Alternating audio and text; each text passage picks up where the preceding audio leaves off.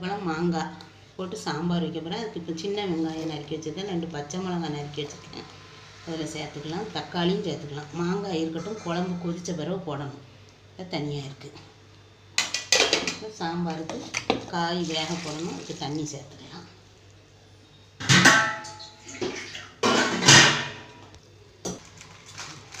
காய்கறிக்கு தேவையான உப்பு சேர்த்துக்கலாம். சாம்பார் காய்கறிக்கு வத்தல் பொடி சேர்த்துக்கலாம்.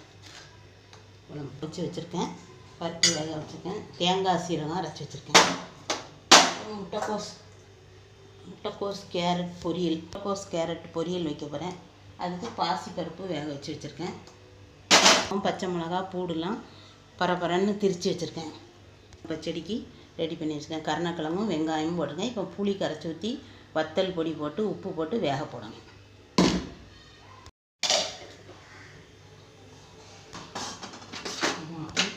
வேக போடாமல் 2 வெந்தயத்தை பொரித்து போட்டு வேகணும். தாளிக்கும் போதும் போட்டுக்கலாம், இருந்தாலும் இப்போமே 2 வெந்தயத்தை பொரித்து போட்டு வேக போட்டால் ரொம்ப வாசமாக நல்லா அந்த டேஸ்ட்டு உள்ளே இறங்கும்.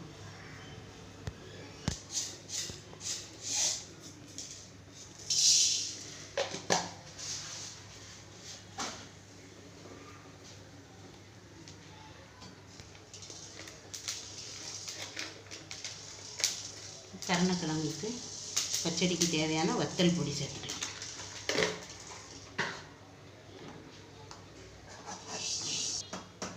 வெந்தயம் பொரிஞ்சிட்டு தட்டிக்கிடுது.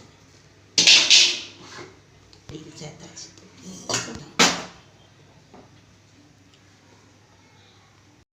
உப்பு சேர்த்துக்கலாம்.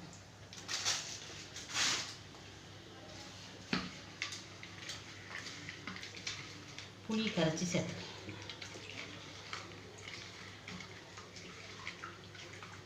பச்சடிக்கு எவ்வளோ புளிப்பு தேவையோ காரம் தேவையோ அதுக்கு தகுந்தபடி பார்த்து சேர்த்துக்கணும். இப்போ புளிப்பு சேர்த்துக்கிறேன். சிலவங்களுக்கு கொஞ்சம் காரம் புளிப்புத்தன்மை அதிகமாக இருந்தால் பிடிக்கும், சிலவங்களுக்கு கொஞ்சம் கம்மியாக இருந்தால் பிடிக்கும். கருணக்கிழங்குக்கு கொஞ்சம் உரப்பும் புளிப்பும் இருந்தால் தான் நல்லாயிருக்கும் டேஸ்ட்டு. அதை நீங்கள் பார்த்துக்கிட்டு சேர்த்துக்கணும். நமக்கு எவ்வளோ தேவையோ அதை பார்த்து சேர்த்துக்கணும். வத்தப்பொடி உப்பு புளி எல்லாம் கரைச்சி ஊற்றியாச்சு. அதோட ஒரே ஒரு பச்சை மிளகாய் மட்டும் சின்னதாக நறுக்கி சேர்த்துருக்கேன்.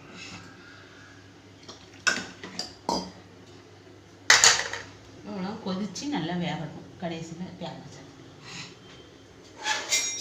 கொதித்து வேகட்டும். கொஞ்சம் வேகணும்.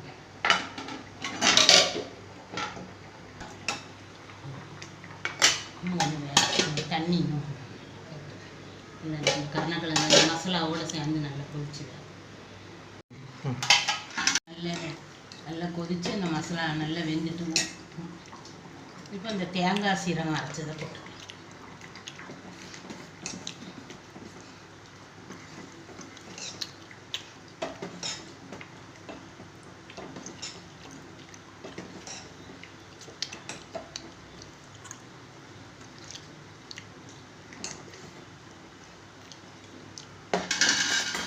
தேங்காய் சீரகம் நல்லா கொதித்து இந்த பச்சை வாசனை போட்டு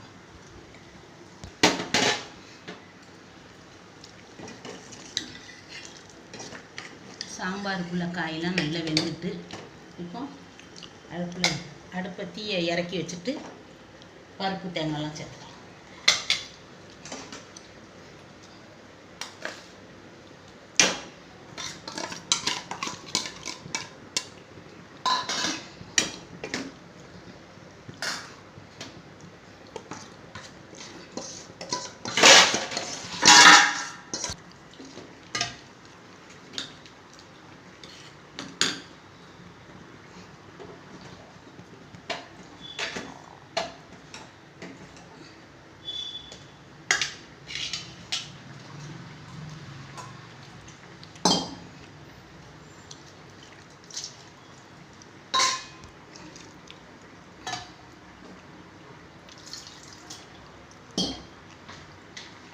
சாம்பாருக்கு தேவையான புளி கரைச்சி வச்சாச்சு. தக்காளி பழம் போட்டுருக்கோம் ஏற்கனவே. மாங்காய் ஒரு 4-5 துண்டு நறுக்கி வச்சுருக்கேன். அதனால் புளியை கொஞ்சம் குறைச்சி சேர்த்துக்கலாம். பார்த்து எவ்வளோ தேவையோ தேவையான புளியை மட்டும் சேர்த்துக்கலாம்.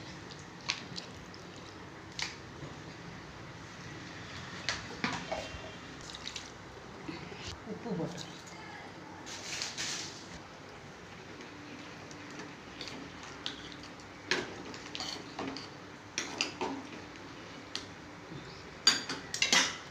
குழம்பை இறக்கி வச்சுட்டு தாளிசம் பண்ணிக்கலாம். இப்போ வந்து இந்த பச்சடிக்கு தேங்காயெலாம் நல்லா வெந்துட்டு பச்சை வாசனை கேட்டாங்க. பச்சடியில் நல்லா பச்சை வாசனைலாம் போயிட்டு அதை இறக்கி வச்சு தாளிச்சு விட்டோம். சாம்பாருக்கு இந்த அடுப்பில் போட்டுக்கலாம்.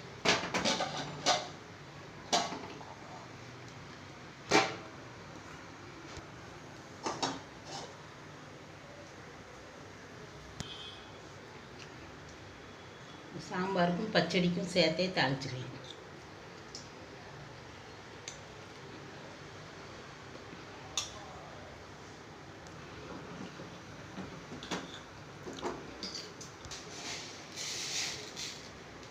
கடுகு உளுந்தம் பருப்பு,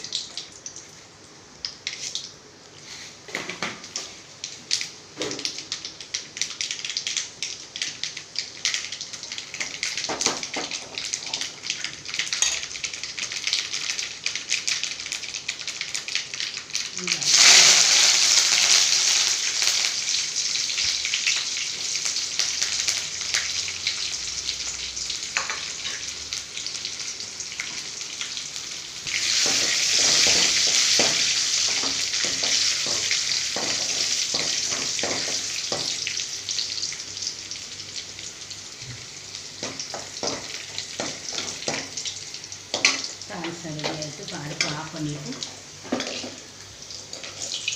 சாம்பார் பச்சடி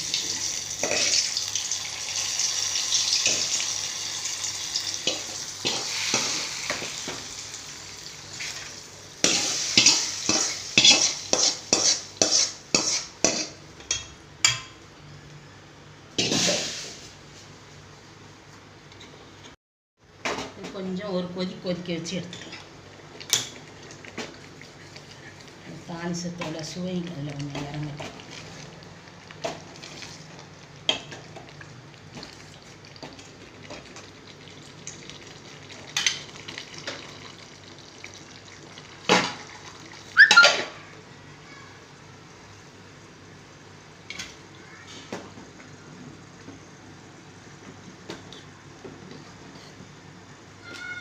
சாம்பார் நல்லா கொதிக்கட்டும். இப்போ மூடி வச்சுக்கணும். பச்சடி ரெடி ஆகிடும். அடுப்பை ஆஃப் பண்ணி இறக்கிடலாம். பச்சடி ரெடி ஆகிட்டு சரி ஆகிடுச்சு. சூப்பராக இருக்கும் டேஸ்ட். இந்த வாசம் பச்சடி இறக்கி வச்சுருவேன். கோசு கேரட்டு போட்டு பொரிக்க போகிறேன். கடம்பத்தோரம் கேரட்டும் முட்டைக்கோசும் நறுக்கி வச்சுருக்கேன். நறுக்கி நல்லா கழுவி ரெடி பண்ணி வச்சுருக்கேன். பொரி வச்சு பாசிப்பருப்பு வேக வச்சு வச்சுருக்கோம். தேங்காய் சீரகம் பச்சை மிளகாய் பூடு ஒரே ஒரு சின்ன பல் பூடு போட்டு அரைச்சி வச்சுருக்கேன். பிரித்து வச்சுருக்கேன்.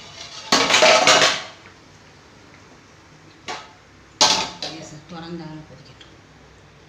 கொஞ்சம் பொரியலுக்கு தேவையான கடுகு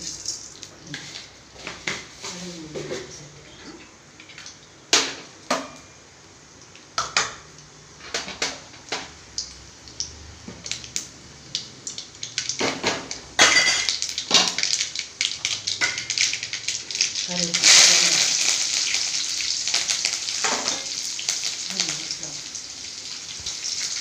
காயப்பொடி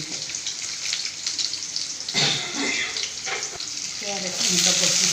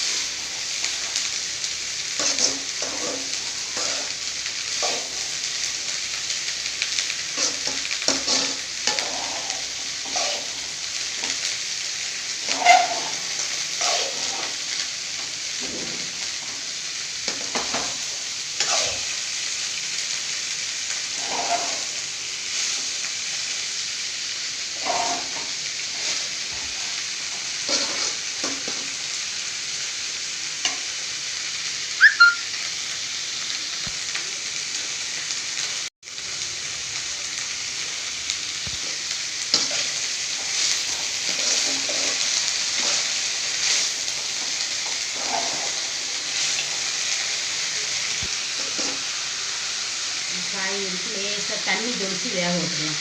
இந்த கேரட்டும் முட்டைக்கோசும் கொஞ்சம் வேகட்டும். மூடி போட்டு வேகட்டும். காய் பச்சை வாடை போயிட்டான்னு பார்க்கணும். இந்த தேங்காய் மசாலா இந்த பச்சை வாசனை போயிட்டுனா மாங்காய் சேர்த்துக்கலாம். இப்போ மாங்காய் சேர்த்துக்கலாம். மாங்காய் சேர்த்து கொஞ்சம் கொதிக்கவும் ஒரு 2 நிமிஷம் கழித்து குழம்பை இறக்கிடலாம். இப்போ மாங்காய் போட்டு இப்போ 2 நிமிஷம் 3 நிமிஷம் ஒரு 2-3 நிமிஷம் ஆகிட்டு மாங்காய்லாம் நல்லா வேக ஆரம்பிச்சுட்டு இப்போ அடுப்பு ஆஃப் பண்ணிடலாம். ரொம்ப வேகக்கூடாது. அப்புறம் குழம்புல கரைஞ்சி புளிப்பு ரொம்ப இறங்கிடும். கரெக்டான பதத்தில் இந்த வெந்துடும் மாங்காய். இது சரியாக வந்துடும். அந்த சூட்லேயே வெந்துடும். அடுப்பை அணைச்சிட்டு மல்லி இலையை போட்டுருவேன். சாம்பார் ரெடி ஆகிட்டு.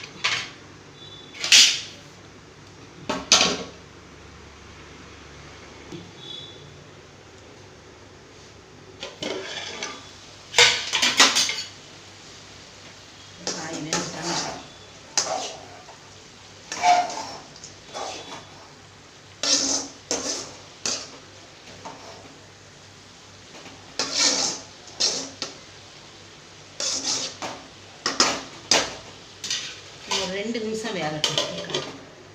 2 நிமிஷம் வெந்த பிறகு அடுத்து எல்லாம் சேர்த்துக்கலாம்.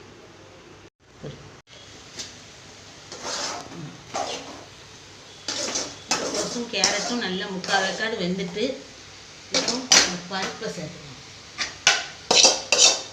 பாசி பருப்பு தான் வேக வச்சு வச்சுருக்கேன். பாசி பருப்பு ரொம்ப குழைய வேக விடாமல் நல்லா 3/4 வேக்காடு உதிரியாக வேக வச்சு வச்சுருக்கேன். இதையும் சேர்த்துக்கலாம். இந்த மசாலா பரபரன்னு திரித்து வச்சுருக்கேன். மிளகாய், சீரகம், வெள்ளைப்பூடு, தேங்காய் எல்லாம் அதையும் போட்டு கிண்டி விட்டு கொஞ்சம் பச்சை வாசனை போன உடனே இறக்கிடலாம்.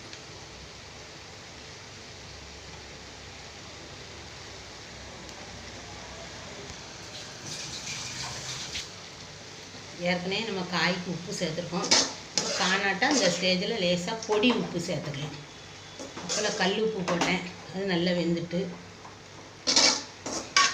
காய் வகையிலே அந்த தண்ணியிலே வெந்துட்டு இப்போ வந்து வேணா காணாட்டா பொடி உப்பு சேர்த்துக்கலாம் லேசாக.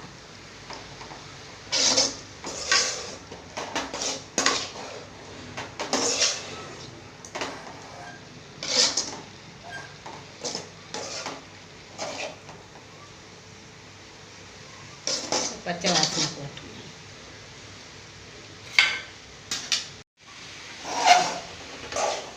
இப்போ நல்ல பருப்பு தேங்காயெல்லாம் பச்சை வாசனைலாம் போயிட்டு இப்போ அடுப்பை ஆஃப் பண்ணி பொரியலை இறக்கிடலாம். இப்போ அடுப்பு அணைச்சிக்கலாம்.